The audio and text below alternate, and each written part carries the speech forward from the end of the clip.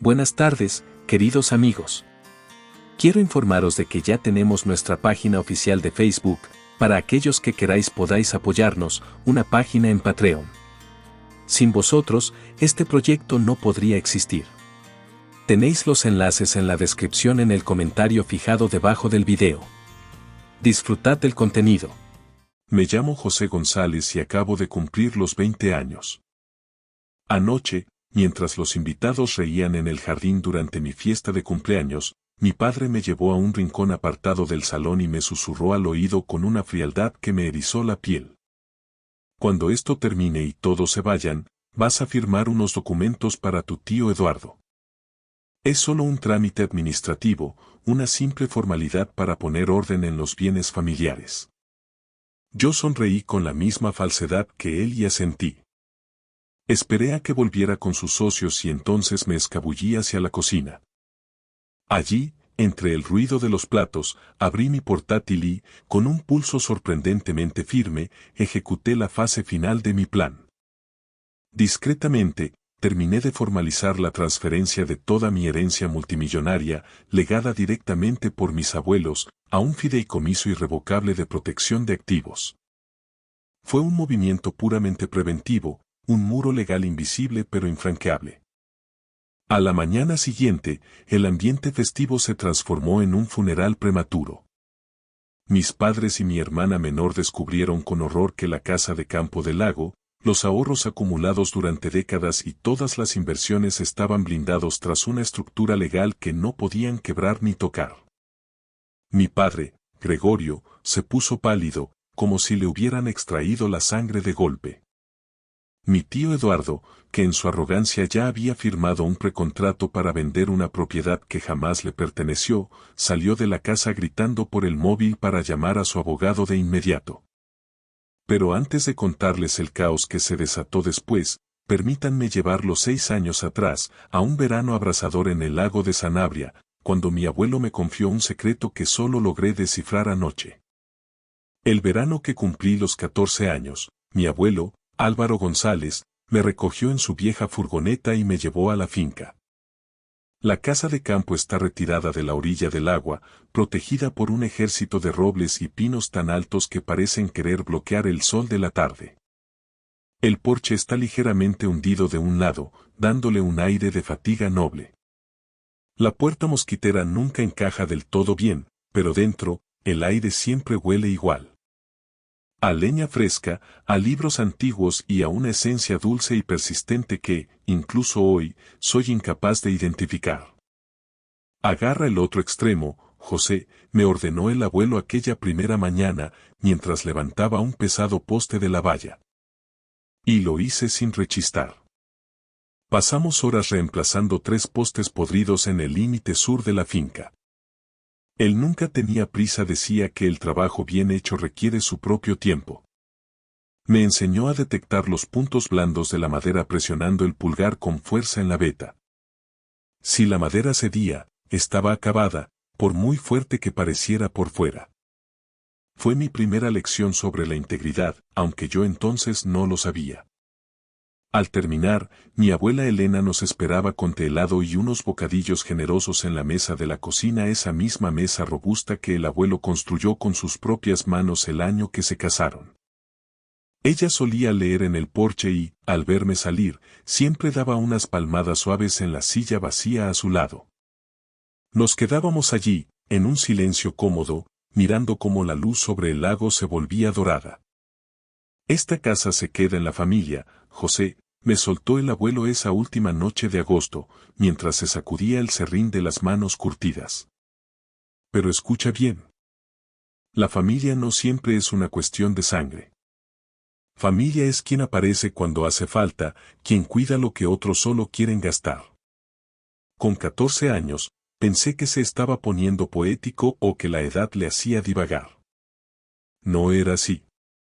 Durante todo ese verano y los siguientes, volví al lago cada fin de semana. Aprendí los secretos de la casa.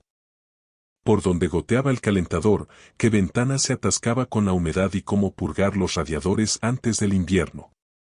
En octubre, La abuela me enseñó a organizar su biblioteca por colores para que la estancia se sintiera más cálida en los días grises.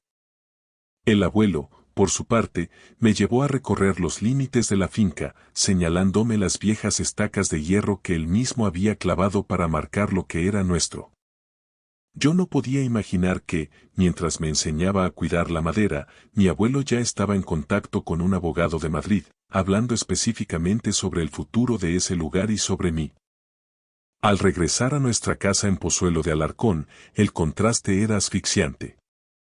Nuestra residencia era impecable. 4 dormitorios amplios, un jardín perfectamente segado y un garaje que mi padre utilizaba como centro de operaciones para su negocio de suministros de construcción.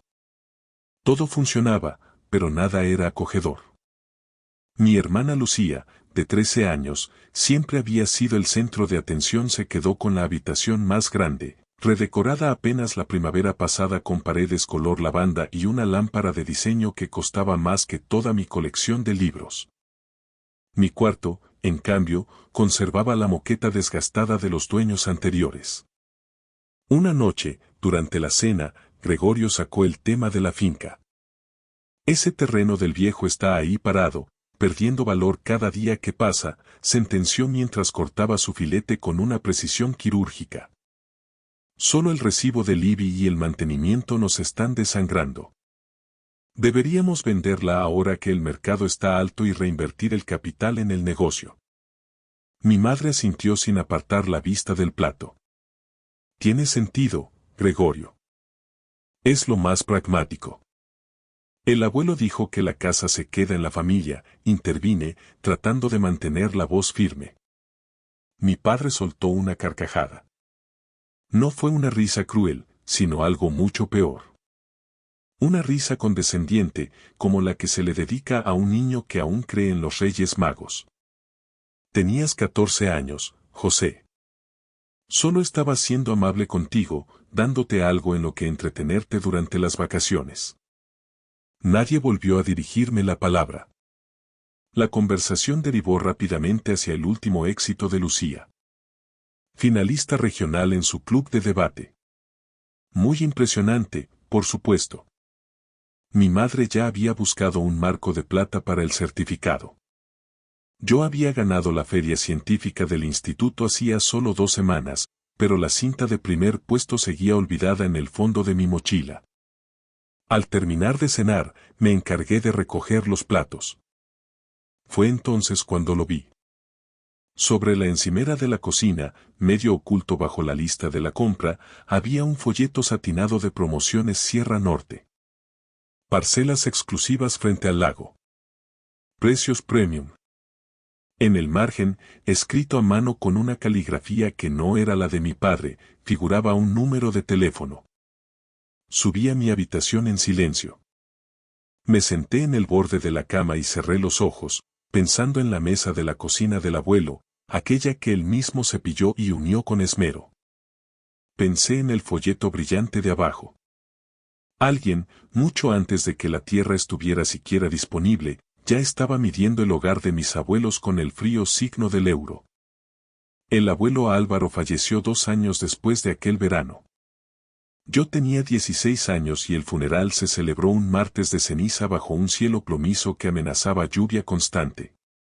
Recuerdo sentarme en la segunda fila del tanatorio, apretando entre mis manos su viejo pañuelo de cuadros azules, desgastado por el uso y que aún conservaba un leve rastro a resina de pino. Durante el café posterior, observé a mi padre Gregorio y a su hermano Eduardo cerca de la mesa de los postres, hablando en susurros urgentes. Eduardo sujetaba con fuerza una carpeta de piel bajo el brazo mientras mi padre asentía mecánicamente a cada una de sus palabras. Logré captar una frase que Eduardo pronunció con frialdad profesional. Debemos mover esto rápido, antes de que la herencia se complique en la notaría con el proceso de testamentaría. Estaban planeando el desguace de la casa del lago mientras las flores del funeral aún estaban frescas. Yo apenas era un adolescente de 16 años, sin voz ni voto en los asuntos de los adultos, y no tenía la menor idea de que mi abuelo ya había previsto, con una precisión quirúrgica, exactamente ese momento de traición. Pasaron 2 años más de tensa calma. Mi abuela Elena enfermó gravemente en marzo y nos dejó en junio, justo cuando el calor empezaba a apretar en Madrid. La última vez que la visité en el hospital, me tomó la mano con una fuerza que me pareció sobrenatural para su estado. La casa es tuya, José, susurró con una lucidez cortante. Prométeme que no dejarás que la conviertan en cemento. Prométemelo. Lo prometo, abuela, le respondí, y sentí como su presión cedía mientras cerraba los ojos por última vez. Tras el entierro, la máscara de luto de Gregorio se desmoronó. Aquella misma tarde, sentado a la mesa de la cocina de Pozuelo, le dijo a mi madre: por fin podemos liquidar ese activo, ha sido una carga demasiado larga. Lo dijo con un suspiro de alivio, como si se hubiera liberado de un grillete y no de un legado. Esa misma noche, Eduardo llamó y mi padre se encerró en el garaje. Pude oírle caminar de un lado a otro sobre el cemento. Sí, Eduardo, estoy de acuerdo. Vamos a ponerlo en marcha mañana mismo. Su voz sonaba más ligera de lo que la había oído en años. En ese instante comprendí algo que se me clavó en el pecho como una losa. Para ellos, la muerte de mi abuela no era una pérdida irreparable, sino una oportunidad inmobiliaria. No lloré. En lugar de eso, tomé una decisión irreversible. Entre los 18 y los 20 años, la casa del lago de Sanabria se convirtió en mi fortín y mi rebelión silenciosa. Cada sábado, al alba, conducía mi viejo Seat de segunda mano, que había pagado euro a euro trabajando como socorrista en las piscinas municipales, hasta Zamora. Allí, me dediqué a mantener viva la memoria de mis abuelos. Arreglé la malla del porche, sustituí el aislante de la puerta trasera y barrí cada aguja de pino del tejado. El abuelo siempre decía que las goteras no empezaban con la lluvia, sino con el descuido. En Pozuelo, el lenguaje familiar mutó. La casa dejó de ser el hogar de la infancia de mi padre para convertirse en el activo familiar estratégico. Eduardo aparecía cada 2 por 3 con su portátil abierto en portales inmobiliarios, analizando precios por metro cuadrado. Un día, durante la comida, me atreví a preguntar: ¿qué pasa con el deseo de la abuela? Ella quería que yo conservara la casa. Mi madre dejó el tenedor sobre el mantel con una elegancia gélida. Tu abuela no estaba bien de la cabeza al final, cariño, me dijo con una sonrisa condescendiente. Esto es una cuestión de negocios, no de sentimientos. Negocios. Esa era la palabra que usaban para anestesiar su culpa. Al cumplir los 19, Gregorio se volvió más agresivo. En cuanto cumplas los 20, José, firmarás lo que haga falta y lo solucionaremos como una familia unida. Yo sabía perfectamente que aquello significaba a su manera o ninguna. La suerte cambió una tarde de noviembre mientras limpiaba el armario del pasillo de la finca. Tras unas mantas viejas que olían a naftalina, encontré un sobre amarillento con la letra firme de mi abuela Elena. Tenía mi nombre escrito en el frente. Dentro, encontré una tarjeta de visita. Marga Almagro, abogada. Fideicomiso Familiar González. Mis manos temblaron de pura adrenalina. La abuela sabía que yo sería el único con la paciencia suficiente para limpiar esos armarios. Ni mi padre ni Eduardo se habrían molestado jamás en tocar una manta vieja. 3 meses antes de mi 20º cumpleaños, me reuní con Marga en su despacho del centro de Madrid, un lugar que olía a papel antiguo, café recién hecho y seguridad jurídica. Marga, una mujer de unos 60 años con una mirada plateada y penetrante, fue directa al grano. Tus abuelos me contrataron hace 6 años para establecer un fideicomiso irrevocable. La propiedad, las cuentas y una carlosa de inversión significativa, con un valor total de unos 2.100.000 euros, fueron transferidas legalmente en vida. Tú eres el único beneficiario. Sentí un vértigo atroz.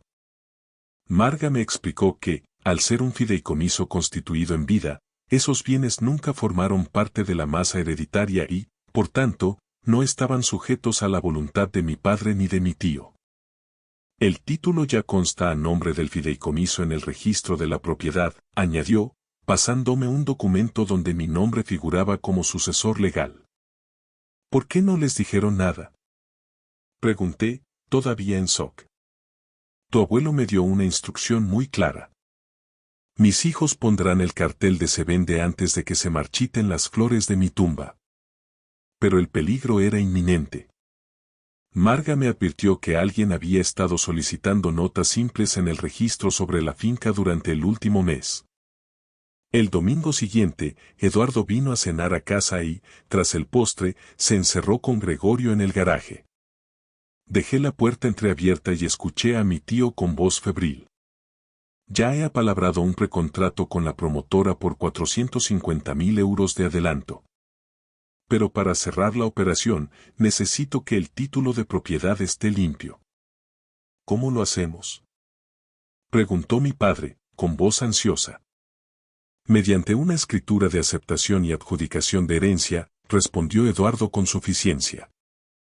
Los viejos han muerto, nosotros somos los herederos directos. Registramos el cambio y vendemos de inmediato.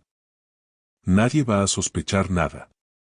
¿Y José?, susurró Gregorio. Tiene 19 años, por Dios. No tiene medios ni conocimientos para impugnar nada. Para cuando cumpla los 20, la excavadora ya habrá entrado en la parcela. Se pillará un berrinche, le daremos unos 50.000 euros para sus estudios y acabará dándonos las gracias. Me alejé del garaje con el corazón martilleando contra las costillas y las manos frías. Eduardo estaba vendiendo una tierra que no era suya, amparado en un derecho que mis abuelos le habían arrebatado legalmente años atrás. Aquella misma noche, le escribí a Marga. Están acelerando el proceso. Van a intentar registrar papeles falsos. Su respuesta fue escueta. Ven el sábado a primera hora. Vamos a blindar tu futuro. Sábado por la mañana, despacho de Marga Almagro. Sobre su mesa de roble, un mapa de la finca y una montaña de folios que ella llamaba el plan de batalla. El título de propiedad ya consta a nombre del fideicomiso en el registro de la propiedad de Zamora, explicó Marga, ajustándose las gafas. Si tu tío Eduardo intenta registrar una escritura de adjudicación de herencia falsa o basada en una declaración de herederos incompleta, el registrador debería rechazarla de oficio, porque la cadena de titularidad está interrumpida. Sin embargo, si falsifica documentos o utiliza un acta de notoriedad fraudulenta, podría generar una nube en el título. Eso bloquearía la finca en litigios judiciales durante años. Tenemos que golpear primero. Marga se inclinó hacia adelante, con la mirada afilada. En cuanto cumplas los 20 años, adquieres la plena capacidad para ejecutar las cláusulas de control que tus abuelos diseñaron. Firmarás la aceptación como beneficiario sucesor y, simultáneamente, yo presentaré una anotación preventiva de demanda en el registro a primera hora del lunes. Eso congela la finca. A partir de ese segundo, cualquier intento de inscripción quedará bloqueado. Nadie podrá vender ni un solo metro cuadrado. Volví a Pozuelo con el corazón blindado. Gregorio me esperaba en la cocina, inusualmente animado, sirviéndose una copa de vino. Buenas noticias, hijo, dijo con una sonrisa que no le llegaba a los ojos. Te voy a organizar una fiesta de cumpleaños por tus 20. Toda la familia vendrá el sábado noche. Es una cifra importante, la entrada en la verdadera madurez. Hay que celebrarlo por todo lo alto. Forcé una sonrisa y asentí. Mi padre planeaba mi fiesta como una distracción. Mi tío Eduardo planeaba vender mi legado a mis espaldas. Y yo sonreía porque sabía que, en 9 días, iba a dejar que creyeran que su estafa estaba saliendo a la perfección. Fue una tortura mantener el silencio durante esa semana. En las cenas, mientras hablaban de logística y de invitados, una parte de mí quería estallar y gritarle. Papá, lo sé todo. Sé lo del garaje, lo de la promotora y lo de tu traición. Pero las palabras de Marga resonaban en mi cabeza. Si les avisaba, buscarían una grieta legal, una forma de esquivar el fideicomiso antes de que yo pudiera actuar. El silencio era mi única arma. 5 días antes de mi cumpleaños, mi madre me pidió que la acompañara al jardín. Usó esa voz suave, su voz de hablemos como adultos racionales.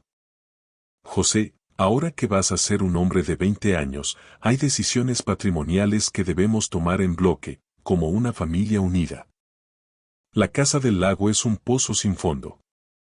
El IBI, los seguros, las reparaciones estructurales. El negocio de suministros de tu padre está pasando por un bache financiero serio. Si vendemos ahora, podríamos liquidar las deudas y asegurar tu futuro y el de Lucía. La abuela quería que yo me la quedara, repetí, manteniendo la voz plana. Su rostro cambió al instante. La máscara de dulzura dejó paso a una impaciencia cortante. Tu abuela era una sentimental, José. Se dejó llevar por la nostalgia, pero la nostalgia no paga las facturas del banco ni las nóminas de los empleados. En ese momento, Gregorio apareció por la puerta del porche. Ya he tenido contactos preliminares con un comprador serio. Ofrecen un precio excelente, muy por encima de mercado. Es una promotora con la que Eduardo tiene mano, se llaman Promociones Sierra Norte. Lo pensaré, mentí, bajando la mirada para que no vieran el fuego en mis ojos. Mi padre me dio una palmada paternalista en el hombro. Ese es mi chico. Sabía que entrarías en razón. La noche antes de mi 20º cumpleaños, no aguanté más la presión de Pozuelo y conduje solo hasta el lago de Sanabria. El aire de la sierra olía a lluvia inminente y a resina húmeda. Me senté en la vieja silla de mimbre del abuelo, en el porche que él tanto amaba. Revisé mi correo electrónico. Marga me había enviado el paquete completo de documentos para la firma digital. A medianoche, con el único sonido del viento entre los pinos, leí cada cláusula 2 veces. Lloré. No fue un colapso nervioso, sino un desbordamiento lento y silencioso. Lloré porque me habría gustado que mi padre fuera el tipo de hombre que me enseñara a pescar o a cuidar la valla, en lugar de un calculador que solo veía el valor de reventa de mis recuerdos más sagrados. Pero en el mundo real, los deseos no tienen valor jurídico. Los documentos de un fideicomiso irrevocable, sí. A las 01, ya siendo legalmente un hombre de 20 años a efectos del fideicomiso, me conecté por videollamada con Marga. Con un clic firme, firmé la aceptación de los bienes. Desde ese segundo, yo era el único y legítimo beneficiario legal de todo el patrimonio de Álvaro y Elena González. El lunes a las 8 de la mañana, Marga estaría físicamente en la puerta del registro de la propiedad. La supuesta escritura de renuncia que mi tío Eduardo pensaba hacerme firmar ya era papel mojado. Un documento muerto. Él y mi padre descubrirían la verdad en unas pocas horas, en mitad de mi propia fiesta. Mi fiesta comenzó a las 4 de la tarde bajo un sol radiante que bañaba el jardín de nuestra casa en Pozuelo. El salón estaba a rebosar. Vecinos de la urbanización, antiguos amigos de mis padres de la parroquia de Santa María de Caná y, sobre todo, una nutrida representación de los contactos de negocios de Gregorio. Entre la multitud divisé a Nora, nuestra vecina de toda la vida de la Casa del Lago en Sanabria, que había viajado a Madrid para la ocasión. Me observaba con ojos afilados, cargados de una preocupación que nadie más parecía compartir. Había globos de colores, una tarta espectacular de la mejor pastelería de la plaza y un ambiente de celebración impostada.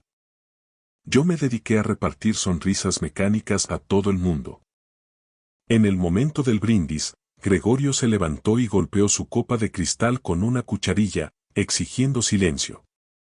José ya es oficialmente un hombre hoy, anunció con una voz impostada, llena de orgullo fingido. Estamos muy felices de verle llegar a los 20. Y como familia unida que somos, tenemos planes emocionantes para el futuro. ¿Verdad, José? Gracias por todo, papá, respondí, limitándome a lo mínimo necesario. No añadí ni una palabra más. Al cruzarme con Nora cerca del buffet, me agarró del brazo con una fuerza sorprendente. Tu abuela querría que supieras algo, hijo, me susurró al oído con urgencia. Vi a tu tío Eduardo en la finca el martes pasado. No estaba solo, iba con 2 hombres de traje oscuro y maletines. Estaban midiendo el perímetro de la parcela con una cinta métrica profesional y tomando fotos del porche.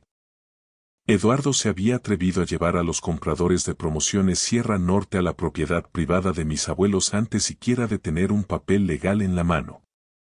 Su arrogancia era absoluta, daba por hecho que yo me doblegaría. Tras repartir la tarta, Gregorio volvió a tomar la palabra, esta vez con un tono más solemne y elevado, buscando la validación de sus invitados. Antes de que termine la tarde, quiero compartir algo importante con todos vosotros. Como sabéis, nuestra familia ha pasado por momentos financieros complicados. El sector de los suministros de construcción es volátil y el negocio ha sufrido. Pero mis padres, en su infinita generosidad, nos dejaron la finca del lago.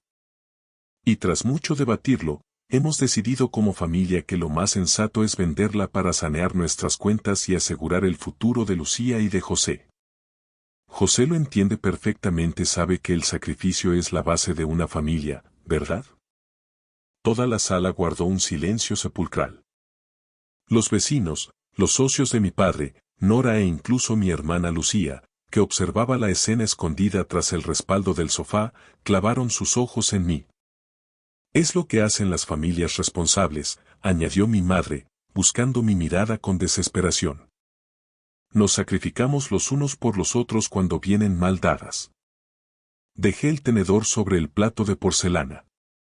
El tintineo metálico resonó en el salón como un disparo. Yo nunca acepté vender la casa, papá. Y nunca lo haré. La sonrisa de Gregorio se congeló, convirtiéndose en una mueca grotesca. Está bromeando, dijo riendo con nerviosismo hacia los invitados. Son los nervios de los 20 años, la emoción del momento. No estoy bromeando, Gregorio. La casa no se vende. Eduardo dio un paso al frente, invadiendo mi espacio personal. Vamos, José.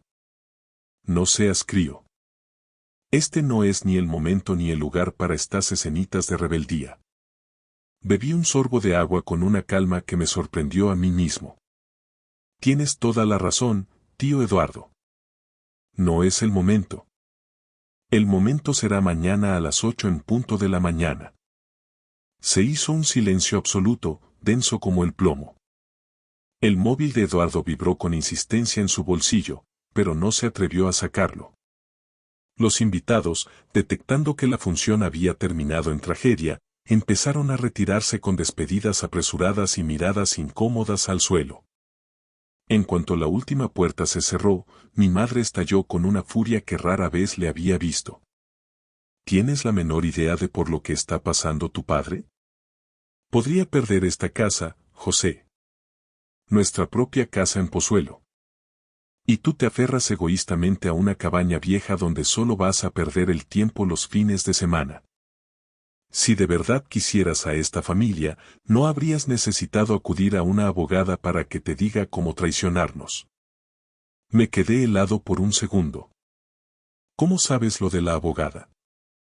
Eduardo encontró la tarjeta de esa tal Marga Almagro en tu mochila la semana pasada mientras buscábamos un documento, escupió ella sin rastro de vergüenza. Habían estado registrando mis cosas personales, violando mi privacidad en mi propia habitación. Nora, que seguía parada en el umbral de la puerta, intervino con voz firme. Ese chico tiene todo el derecho del mundo a asesorarse legalmente, Elena. No es un delito proteger lo que es suyo. Esto es un asunto estrictamente familiar, Nora. Le gritó mi madre girándose furiosa. Haz el favor de marcharte. Al final, nos quedamos los 5 solos en la penumbra del salón. Gregorio cerró la puerta de la cocina con un golpe seco. Escúchame bien, José. Mañana a primera hora, Eduardo y yo vamos al registro de la propiedad. Vamos a presentar la escritura de adjudicación de herencia que ya tenemos preparada. La casa se vende esta misma semana. Recibirás tu parte, esos 50.000 euros para tus estudios, y seguiremos adelante como si este desplante nunca hubiera ocurrido. ¿Y si me niego a firmar cualquier otro papel? Si decides luchar contra nosotros, estás solo, sentenció mi padre con una voz gélida que cortaba el aire. Se acabó el pago de la matrícula de la universidad. No volverás a vivir bajo este techo ni un solo día más. Considera si una casa vieja vale tanto como tu familia. ¿Me estás amenazando con echarme a la calle el mismo día de mi 20º cumpleaños? Te estoy pidiendo que elijas ser parte de este proyecto común. Soy parte de esta familia, papá. Soy la única parte que ha decidido cumplir las promesas que se le hicieron a los muertos. Subí a mi cuarto sin mirar atrás. Gregorio creía que su hora límite eran las 9 de la mañana, cuando abriera la oficina del registro. Lo que no sabía era que Marga Almagro ya tenía su estrategia lista para las 8, y que para cuando él llegara al mostrador, la finca de Sanabria ya sería, legal y definitivamente, inalcanzable para sus deudas. A las 8 de la mañana, las puertas del registro de la propiedad se abrieron puntualmente. Marga Almagro fue la primera en cruzar el umbral. Con la profesionalidad de quien lleva décadas lidiando con conflictos sucesorios, presentó el acta de aceptación del fideicomiso y la solicitud de anotación preventiva. El registrador, tras verificar la firma digital y la escritura original de mis abuelos, selló los documentos. El muro legal estaba levantado. A las 8:14, mi móvil vibró con un mensaje de Marga. Misión cumplida. El bloqueo es total. Cualquier documento que intenten presentar después de este minuto será rechazado de oficio. A las 9:05, Eduardo y Gregorio entraron en la misma oficina, rebosantes de una confianza tóxica. Eduardo deslizó una supuesta escritura de adjudicación de herencia sobre el mostrador con un asentimiento de suficiencia. La funcionaria comenzó a teclear el número de finca registral, pero su expresión cambió al instante. Se detuvo, frunció el ceño y consultó la pantalla 2 veces. No puedo proceder con la inscripción de este documento, señores, dijo con voz plana. Esta finca consta a nombre del fideicomiso familiar González desde el año 2020. Además, hay una anotación preventiva de demanda presentada hace apenas una hora. La titularidad no coincide. Eso es imposible. Estalló Eduardo, golpeando el mostrador. Mis padres eran los dueños legítimos y nosotros somos los herederos directos según la ley. Caballero, el título fue transmitido legalmente al fideicomiso en vida de los titulares hace 6 años. Si desean más información, deberán ponerse en contacto con la administradora de la entidad. Una tal Marga Almagro. Eduardo se quedó lívido, el color desapareció de su rostro dejando una máscara grisácea. Gregorio, por primera vez, miró a su hermano con una chispa de duda y rabia. Dijiste que esto era un trámite sencillo, Eduardo. Eres agente inmobiliario, por el amor de Dios. ¿Cómo no se te ocurrió pedir una nota simple actualizada antes de comprometerte con la promotora? A las 9:22, recibí la llamada. Mi padre estaba en el parking del registro, gritando fuera de sí, con el ruido del tráfico de fondo. ¿Qué es lo que has hecho, José? Has ido a nuestras espaldas, conspirando con una abogada para robarnos lo que nos pertenece. No he robado nada, papá, respondí con una calma gélida. Simplemente he aceptado formalmente lo que el abuelo Álvaro y la abuela Elena decidieron dejarme a mí, y solo a mí. Nada más. Es la propiedad de mis padres. Soy su hijo y tenían la obligación moral de dejármela. No, papá, dije, sintiendo una punzada de tristeza. No te la dejaron no porque no te quisieran, sino porque no confiaban en ti para protegerla. Sabían que la tratarías como una moneda de cambio y no como un hogar. Ese silencio fue el más largo y pesado de mi vida. Colgó sin decir una palabra más. Poco después, recibí una llamada de un tal Carlos Borrego, representante legal de Promociones Sierra Norte. Su tono era el de un hombre acostumbrado a ganar. Tenemos un contrato firmado con Eduardo González. Él nos garantizó un título limpio y la entrega inmediata de la parcela. Mi tío nunca fue el dueño legítimo de esa tierra, le interrumpí. La finca pertenece a un fideicomiso blindado y yo soy el beneficiario único. La casa no está en venta, ni ahora ni nunca. Borrego suspiró al otro lado de la línea. Entiendo. En ese caso, iniciaremos acciones legales inmediatas contra el señor Eduardo González por incumplimiento de contrato, daños y perjuicios, y retención de fianza. Marga me confirmó algo todavía más grave poco después. El sello de la notaría que Eduardo había usado en su borrador de escritura era una imitación burda. Mi tío, en su desesperación por cerrar la venta y cobrar su comisión, había incurrido en una falsedad en documento público, un delito penal que en España acarrea penas de cárcel. Gregorio llegó a casa a las 2 de la tarde, con los hombros hundidos y la mirada perdida. Se sentó en el sofá, derrotado por su propia ambición. Voy a perder esta casa de Pozuelo, José, confesó con la voz quebrada. El banco me reclama una deuda de 180.000 euros de un préstamo personal que avalé con el negocio. La tienda está en quiebra técnica. Esa finca era nuestra única salida de emergencia. Ayúdanos, hijo, suplicó mi madre, con lágrimas en los ojos. Somos tu familia. La casa del lago nunca fue vuestra salida de emergencia, dije con firmeza. Fue el último refugio que los abuelos construyeron para que su legado no fuera devorado por las deudas de otros. Solo tienes 20 años. Gritó mi padre en un último arrebato de impotencia. ¿Para qué quieres una finca vieja en Zamora? No se trata de lo que yo quiera, papá. Se trata de respetar la voluntad de quienes trabajaron toda su vida para levantar ese lugar. Puse a Marga en altavoz para que escucharan la realidad jurídica. Ella fue contundente. Cualquier intento de impugnar un fideicomiso irrevocable constituido hace 6 años les costará más en costas judiciales de lo que vale la propia finca. No tienen ninguna posibilidad legal.